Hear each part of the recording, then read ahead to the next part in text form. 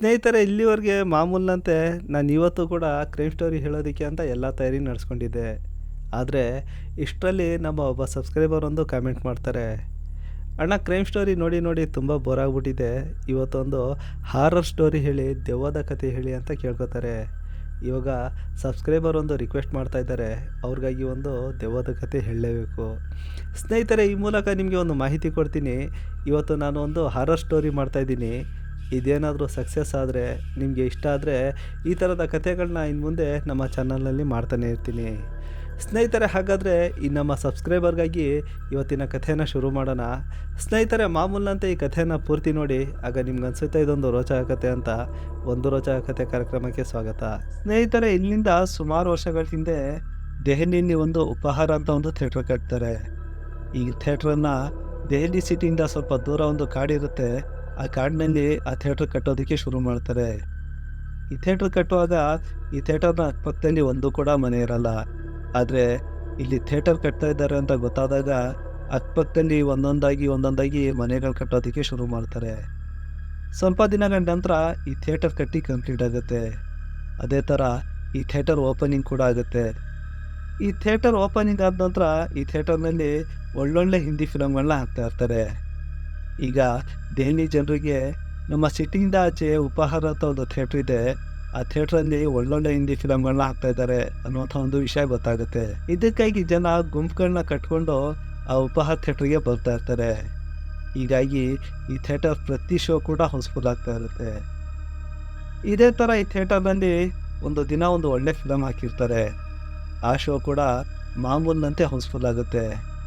ಈಗ ಶೋ ನಡೀತಾ ಇರುತ್ತೆ. ಹೀಗೆ ಶೋ ನಡೀತಾ ಇರುವಾಗ ಮಧ್ಯದಲ್ಲಿ ಅಚಾನಕ್ಕಾಗಿ ಒಂದು ಶಾರ್ಟ್ ಸರ್ಕ್ಯೂಟ್ ಆಗುತ್ತೆ. ಹೀಗೆ ಶಾರ್ಟ್ ಸರ್ಕ್ಯೂಟ್ ಆಗ್ತಿದ್ದಂತೆ ಒಂದು ಸಣ್ಣ ಬೆಂಕಿ ಕಾಣಿಸ್ಕೊಳ್ಳುತ್ತೆ.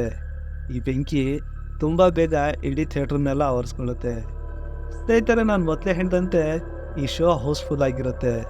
ಅಂದರೆ ಥಿಯೇಟರ್ನ ತುಂಬ ಜನ ಇರ್ತಾರೆ. ಈ ಥಿಯೇಟ್ರಿಗೆ ಕೇವಲ ಹೊರಗಡೆ ಬರೋದಕ್ಕೆ ಒಳಗಡೆ ಬರೋದಕ್ಕೆ 4 ಬಾಗಿಲಿರುತ್ತೆ. ಈ ಬೆಂಕಿಯನ್ನು ಯಾವಾಗ ನೋಡ್ತಾರೆ ಜನ ತುಂಬ ಗಾಬರಿ ಬೀಳ್ತಾರೆ. ಇವರು ದಿಕ್ಕಾಪಾಲಾಗಿ ಓಡೋದಕ್ಕೆ ಶುರು ಮಾಡ್ತಾರೆ. ಈ 4 ಬಾಗಿಲಿಂದ ತುಂಬ ಜಾಸ್ತಿ ಜನ ಹೊರಗಡೆ ಬರೋದಕ್ಕಾಗಲ್ಲ. ಕೆಲವರು ಜನ ಹೊರಗಡೆ ಬರ್ತಾರೆ, ಇನ್ನು ಬಾಕಿ ಉಳಿದಂಥ ಜನ ಹಾಗೆ ಹೋಗ್ಕೋತಾರೆ. ಇಷ್ಟೊತ್ತಿಗೆ ಈ ಬೆಂಕಿ ಇಡೀ ಥಿಯೇಟ್ರನ್ನೆಲ್ಲ ಆವರಿಸ್ಕೊಂಡಿರುತ್ತೆ. ಅಂದರೆ ಒಳಗಡೆ ಇದ್ದಂಥ ಜನ ಸಜೀವ ದಹನ, ಅಂದರೆ ಜೀವಂತವಾಗಿ ಹಾಗೆ ಸುಟ್ಟೋಗ್ತಾರೆ. ಇದಾದ ಸ್ವಲ್ಪ ದಿನದ ನಂತರ ಈ ಥಿಯೇಟರ್ನಿಂದ ವಿಚಿತ್ರ ಶಬ್ದಗಳು ಬರೋದಕ್ಕೆ ಶುರು ಆಗುತ್ತೆ.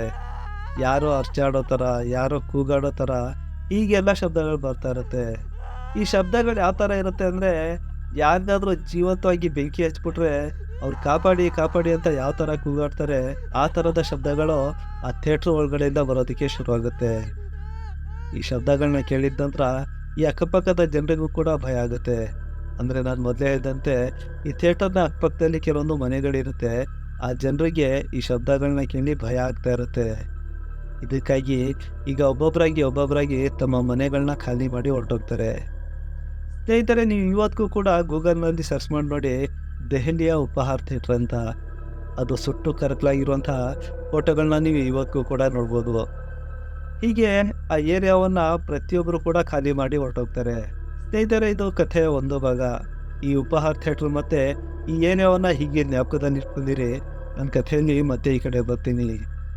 ಸ್ನೇಹಿತರೆ, ಮೀರಟ್ನಲ್ಲಿ ಸಂಪತ್ ಕುಮಾರ್ ಅಂತ ಒಬ್ಬ ಹುಡುಗ ಇರ್ತಾನೆ. ಇವನು ದೆಹಲಿಗೆ MBA ಓದೋದಕ್ಕೆ ಅಂತ ಬರ್ತಾನೆ. ಹೀಗೆ ದೆಹಲಿಗೆ ಬಂದಂಥವನು ಒಂದು PGಲಿ ಉಳ್ಕೊಂಡಿರ್ತಾನೆ. ಈ ಸಂಪತ್ ಕುಮಾರ್ಗೆ ಒಂದು ತೊಂದರೆ ಇರುತ್ತೆ.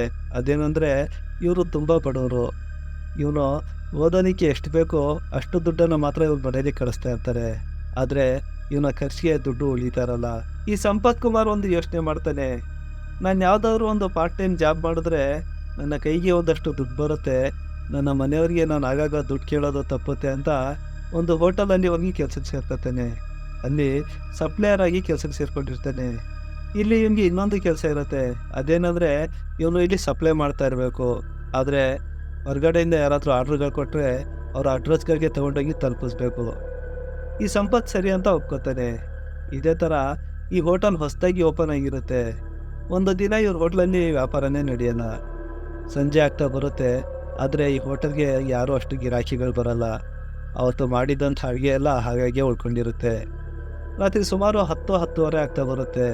ಓನರ್‌ನ ಮುಖ ಎಲ್ಲ ತುಂಬ ಡೌನ್ ಆಗಿಬಿಟ್ಟಿರುತ್ತೆ. ಇವತ್ತೇನು ವ್ಯಾಪಾರ ಇಲ್ಲ, ಏನು ಮಾಡೋದು ಇವತ್ತೆಲ್ಲ ಮಾಡಿರೋದು ಹಾಗೆ ಉಳ್ಕೊತಾ ಇದ್ದಲ್ಲ ಅಂತ. ಹೀಗೆ ಈ ಓನರ್ ಯೋಚನೆ ಮಾಡ್ತಾ ಇರ್ತಾನೆ. ಈ ಓನರ್‌ಗೆ ಒಂದು ಫೋನ್ ಬರುತ್ತೆ. 20 ಊಟವನ್ನು ಪಾರ್ಸಲ್ ಮಾಡಿ ನಮ್ಮ ಅಡ್ರೆಸ್‌ಗೆ ಕಳಿಸ್ಕೊಡಿ. ನೀವು ಊಟ ತಂದುಕೊಟ್ಟ ತಕ್ಷಣ ಅಲ್ಲೇ ದುಡ್ಡು ಕೊಡ್ತೀವಿ ಅಂತ ಹೇಳ್ತಾರೆ. ಈಗ ಓನರ್‌ನ ಮುಖದ ಮೇಲೆ ಸ್ವಲ್ಪ ನಗು ಬರುತ್ತೆ. ನೆಮ್ಮದಿ ಆಗುತ್ತೆ. ಹೇಗೋ ಇಲ್ಲಿ ಮಾಡಿರುವಂಥ ಅಡುಗೆ ಎಷ್ಟೋ ಮಟ್ಟಿಗೆ ಖಾಲಿ ಆಗುತ್ತೆ ಅಂತ. ಈಗ ಸಂಪತ್ ಕುಮಾರನ್ನ ಸೇರಿಸ್ಕೊಂಡು ಎಲ್ಲ 20 ಊಟಗಳನ್ನ ರೆಡಿ ಮಾಡ್ತಾರೆ. ಒಂದು ಬಾಕ್ಸಲ್ಲಿ ಹಾಕ್ತಾರೆ. ಈ ಸಂಪತ್ನ ಕೈಲಿ ಕೊಟ್ಟು ಅಡ್ರೆಸ್ನ ಕೂಡ ಕೊಡ್ತಾರೆ. ಇದನ್ನು ತಗೊಂಡೋಗಿ ಆ ಅಡ್ರೆಸ್ಗೆ ಕೊಟ್ಬಿಟ್ಟು ಬಾ ಅಂತ ಕಳಿಸ್ತಾರೆ. ಈಗ ಈ ಪ್ಯಾಕಿಂಗ್ ಎಲ್ಲ ಆಗೋ ಹೊತ್ತಿಗೆ ಸುಮಾರು 11:30 ಆಗಿರುತ್ತೆ. 10:30ಗೆ ಫೋನ್ ಬಂದಿರುತ್ತೆ. ಇವ್ರು ಪ್ಯಾಕಿಂಗ್ ಮಾಡೋ ಹೊತ್ತಿಗೆ 11:30 ಆಗಿರುತ್ತೆ. ಸರಿ ಅಂತ ಸಂಪತ್ ಕುಮಾರ್ ತನ್ನ ಬೈಕ್ ಎತ್ಕೊಂಡು ಆ ಅಡ್ರೆಸ್ ಹುಡುಕ್ತಾ ಹೋಗ್ತಾನೆ. ಹೀಗೆ ಹೋಗ್ತಾ ಹೋಗ್ತಾ ಈತ ದೆಹಲಿ ಸಿಟಿಯಿಂದ ತುಂಬ ದೂರ ಹೋಗ್ತಾನೆ. ಅಲ್ಲಿ ಒಂದು ಕಾಡಿರುತ್ತೆ. ಆ ಕಾಡನ್ನ ಪಾರು ಮಾಡಿದ್ಮೇಲೆ ಕೆಲವೊಂದು ಮನೆಗಳು ಕಾಣಿಸ್ಕೊಳ್ಳುತ್ತೆ. ಈಗ ಸಂಪತ್ ಕುಮಾರ್ನ ಅಡ್ರೆಸ್ನಲ್ಲಿ ಅಲ್ಲಿ ಒಂದು ಮನೆ ಇರುತ್ತೆ. ಆ ಮನೆ ಹತ್ರ ಹೋಗಿ ನೋಡ್ತಾನೆ. ಈ ಸಂಪತ್ ಕುಮಾರ್ ಇಲ್ಲಿಗೆ ಬರೋದಕ್ಕೆ ರಾತ್ರಿ 12 ಗಂಟೆ ಆಗಿರುತ್ತೆ. ಆ ಮನೆ ಹತ್ರ ಹೋಗಿ ನೋಡ್ತಾನೆ. ಆ ಮನೇಲಿ ಲೈಟೆಲ್ಲ ಆಫ್ ಮಾಡಿಬಿಟ್ಟಿರ್ತಾರೆ. ಈ ಸಂಪತ್ ಕುಮಾರ್ ಯೋಚನೆ ಮಾಡ್ತಾನೆ, ಇವರು ಊಟಕ್ಕೆ ಆರ್ಡ್ರ್ ಮಾಡಿದ್ದಾರೆ, ಲೈಟ್ಗಳನ್ನ ಆಫ್ ಮಾಡಿ ಮಲಗಿಬಿಟ್ಟಿದಾರಲ್ಲ, ನಾನು ಬರೋದಕ್ಕೆ ಏನಾದರೂ ಲೇಟ್ ಆಯಿತಾ ಅಂತ. ಹೀಗೆ ಮತ್ತೆ ಸಂಪತ್ ಕುಮಾರ್ ಆ ಬಿಲ್ಡಿಂಗ್ ಕಡೆ ನೋಡ್ತಾನೆ. ಆಗ ಆ ಬಿಲ್ಡಿಂಗ್ನಲ್ಲಿ ಯಾವುದೋ ಒಂದು ರೂಮಲ್ಲಿ ಸಣ್ಣದಾಗಿ ಲೈಟ್ ಉರಿತಾ ಇರುತ್ತೆ. ಹೇಗೋ ಇನ್ನೂ ಎಚ್ಚರ ಇದ್ದಾರೆ, ಕೂಗಿದ್ರೆ ಹೊರಗಡೆ ಬರ್ತಾರೆ ಅಂತ ಇವತ್ತು ತನ್ನ ಬೈಕನ್ನು ನಿಲ್ಲಿಸ್ಬಿಟ್ಟು ಅಲ್ಲಿ ಒಂದು ಕಾಂಪೌಂಡ್ ಇರುತ್ತೆ. ಆ ಕಾಂಪೌಂಡ್ ಒಳಗಡೆ ನಿಧಾನಕ್ಕೆ ನಡ್ಕೊಂಡು ಹೋಗ್ತಾನೆ. ಹೀಗೆ ನಿಧಾನಕ್ಕೆ ನಡ್ಕೊಂಡೋಗಿ ಸಂಪತ್ ಕುಮಾರ್ ನೋಡ್ತಾನೆ ಬಾಗ್ಲ ಹತ್ರ. ಈ ಬಾಗ್ಲನ್ನ ನೋಡಿದ್ರೆ ಈ ಸುಮಾರು ವರ್ಷದಿಂದ ಈ ಬಾಗ್ಲು ತೆಗ್ದೇ ಇಲ್ಲ, ಆ ಥರ ಕಾಣ್ತಾ ಇರುತ್ತೆ. ಇದು 3 ಅಫ್ಟಿಯರ್ ಬಿಲ್ಡಿಂಗ್ ಬೇರೆ. ಸರಿ ಅಂತ ಸಂಪತ್ ಕುಮಾರ್ಗೆ ಇದೆಲ್ಲ ಬೇಕಾಗಿಲ್ಲ. ಹೋಗಿ ಬಾಗ್ಲು ತಟ್ತಾನೆ. ಎಷ್ಟೇ ತಟ್ಟಿದ್ರು ಏನೇ ಮಾಡಿದ್ರು ಕೂಡ ಯಾರೊಬ್ಬರು ಬಂದು ಬಾಗ್ಲು ತೆಗಿತಾರಲ್ಲ. ಆದರೆ ಇಲ್ಲಿ ಬಾಗಿಲು ತೆಗಿತಾ ಇಲ್ಲ ಅಂತ ಈ ಸಂಪತ್ ಕುಮಾರ್ ಊಟಗಳನ್ನ ತೊಗೊಂಡು ವಾಪಸ್ ಹೋಗಂಗಿಲ್ಲ. ಯಾಕೆಂದರೆ ಆವತ್ತು ಆ ಹೋಟೆಲಲ್ಲಿ ನಾನು ಮೊದಲೇ ಹೇಳ್ದಂತೆ ವ್ಯಾಪಾರ ಇಲ್ಲ. ವಾಪಸ್ ತಗೊಂಡೋದ್ರೆ ಓನರ್ ಇವನನ್ನು ಬಿಡಲ್ಲ. ಸುಮಾರು ಹೊತ್ತು ಅಂದರೆ ಒಂದು 5-10 ನಿಮಿಷ ಬಾಗಿಲು ಬಡಿತಾನೆ.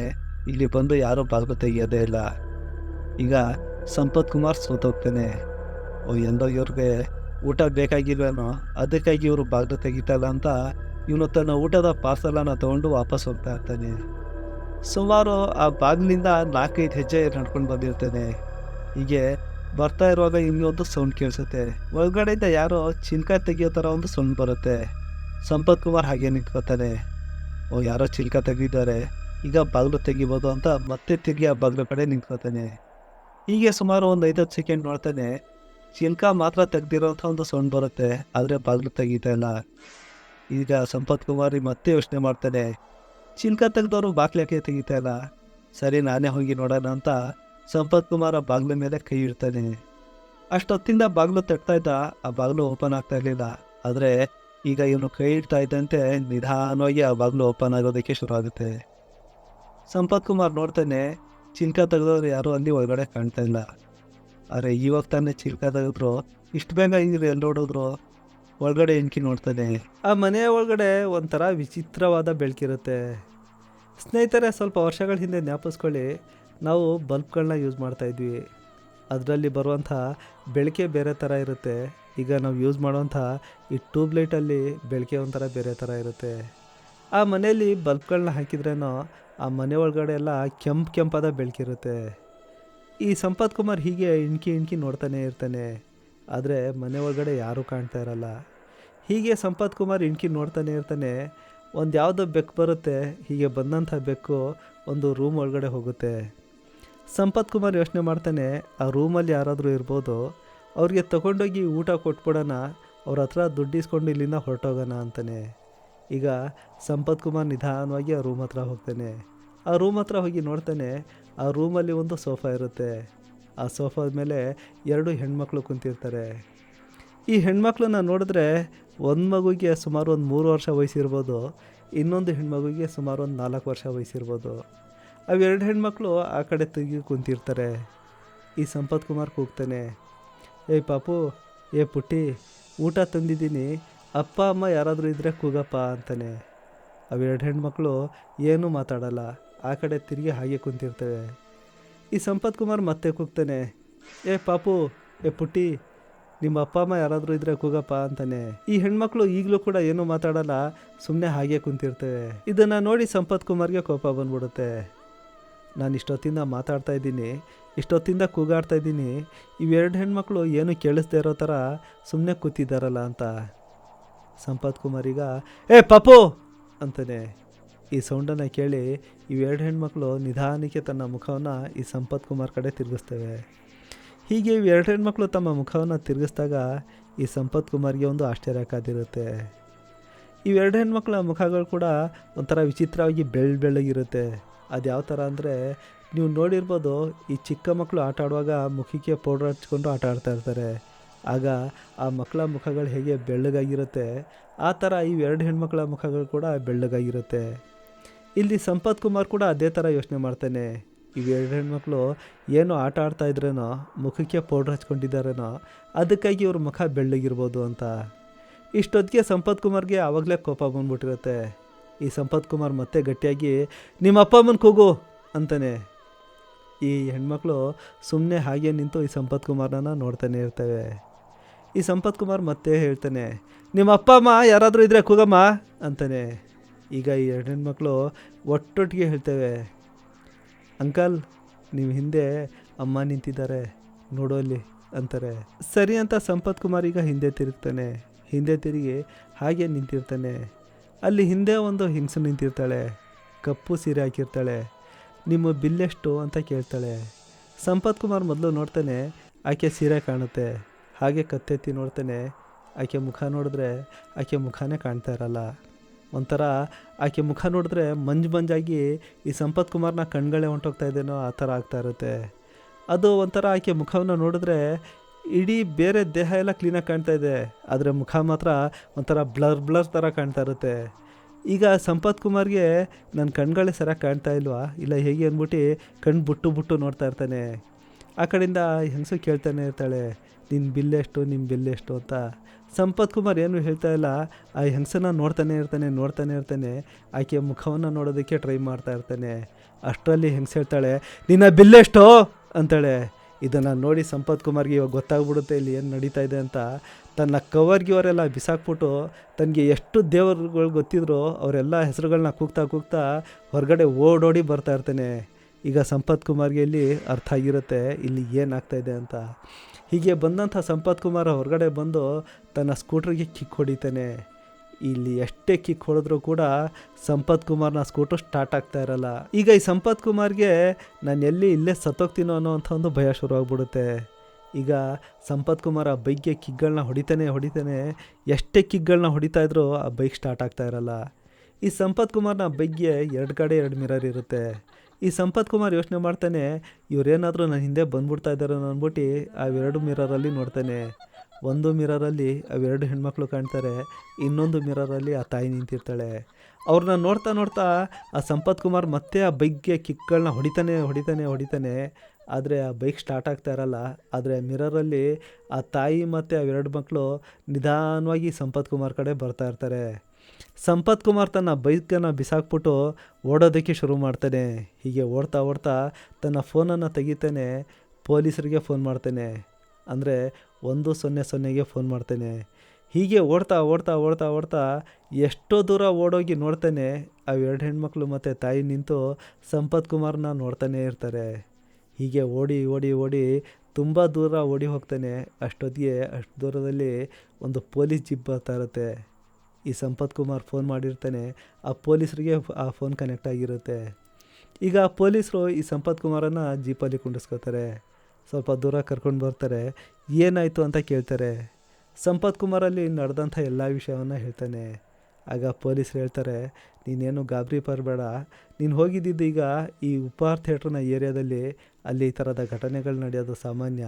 ನಮಗೆ ಅಲ್ಲಿಂದ ಈ ಥರದ ಫೋನ್ಗಳು ಬರ್ತಾ ಇರುತ್ತೆ, ನೀನೇನು ಹೆದರಬೇಡ, ಮನೆಗೆ ಹೋಗು ಅಂತ ಹೇಳ್ಬಿಟ್ಟು ಪೊಲೀಸರು ಆ ಸಂಪತ್ ಕುಮಾರ್ನ ಅಲ್ಲಿಂದ ಮನೆಗೆ ಕಳಿಸ್ತಾರೆ. ಸ್ನೇಹಿತರೆ, ಇದಾದ ನಂತರ ಈ ಸಂಪತ್ ಕುಮಾರ್ಗೆ ಜ್ವರ ಬಂದ್ಬಿಡುತ್ತೆ. ಹೀಗೆ ಬಂದಂಥ ಜ್ವರ 15-20 ದಿನದವರೆಗೂ ಕೂಡ ಸಂಪತ್ ಕುಮಾರ್ಗೆ ಹಾಗೆ ಇರುತ್ತೆ. ಈ ಸಂಪತ್ ಕುಮಾರ್ ಕಣ್ಣು ಮುಚ್ಚಿದ್ರೆ ಅವನ ಕಣ್ಣಲ್ಲಿ ಆ ತಾಯಿ, ಅವೆರಡು ಹೆಣ್ಮಕ್ಳು ಬರೀ ಇವೇ ಕಾಣ್ತಾ ಇರ್ತಾರೆ. ಆ ಸಂಪತ್ ಕುಮಾರ್ನ ಬೈಕ್ ಅಲ್ಲೇ ಬಿದ್ದಿರುತ್ತೆ. ಒಂದು 2-3 ದಿನ ಆದ ನಂತರ ಸಂಪತ್ ಕುಮಾರ್ ತನ್ನ ಫ್ರೆಂಡನ್ನು ಕಳಿಸಿ ಆ ಬೈಕನ್ನು ತರಿಸ್ಕೋತಾನೆ. ಆ ಬೈಕ್ ತರೋದಕ್ಕೂ ಕೂಡ ಸಂಪತ್ ಕುಮಾರ್ ಅಲ್ಲಿಗೆ ಹೋಗೋದಿಲ್ಲ. ಇದಾದ ನಂತರ ಪೊಲೀಸರು ತುಂಬ ಜನರಿಗೆ ಆ ಥಿಯೇಟ್ರ್ ಇರುವಂಥ ಏರಿಯಾಗೆ ಹೋಗಬೇಡಿ ಅಂತ ಹೇಳಿರ್ತಾರೆ. ಸುಮಾರು ಕಡೆ ನೋಟಿಸ್ಗಳನ್ನೂ ಕೂಡ ಹಾಕಿರ್ತಾರೆ. ಸ್ನೇಹಿತರೆ, ನೀವು ಇವತ್ತು ಕೂಡ ಆ ಉಪಹಾರ್ ಥಿಯೇಟ್ರಿಗೆ ಹೋದರೆ ಹಗಲೊತ್ತಲ್ಲೇ ಹೋಗಿ ನೋಡಿ, ನೀವು ಒಂಥರ ತಣ್ಣಗೆ ಗಾಳಿ ಬೀಸ್ತಾ ಇರುತ್ತೆ.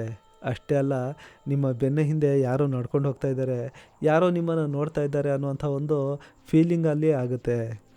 ಸ್ನೇಹಿತರೆ, ಇದೆಲ್ಲ ಅಲ್ಲಿ ಹೋಗಿರೋರಿಗೆ, ಅಲ್ಲಿ ಅನುಭವಿಸಿದವ್ರಿಗೆ ಮಾತ್ರ ಗೊತ್ತಾಗುತ್ತೆ. ನಾವಿಲ್ಲಿ ಕೂತ್ಕೊಂಡು ಬರೀ ಕಥೆ ಹೇಳ್ಬೋದು, ಕಥೆ ಕೇಳ್ಬೋದು ಅಷ್ಟೇ.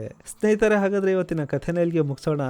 ನಮ್ಮ ಕಥೆ ನಿಮಗೆ ಇಷ್ಟ ಆದರೆ ಒಂದು ಲೈಕ್ ಮಾಡಿ, ಹೊಸಬರಾದರೆ ಸಬ್ಸ್ಕ್ರೈಬ್ ಮಾಡಿ.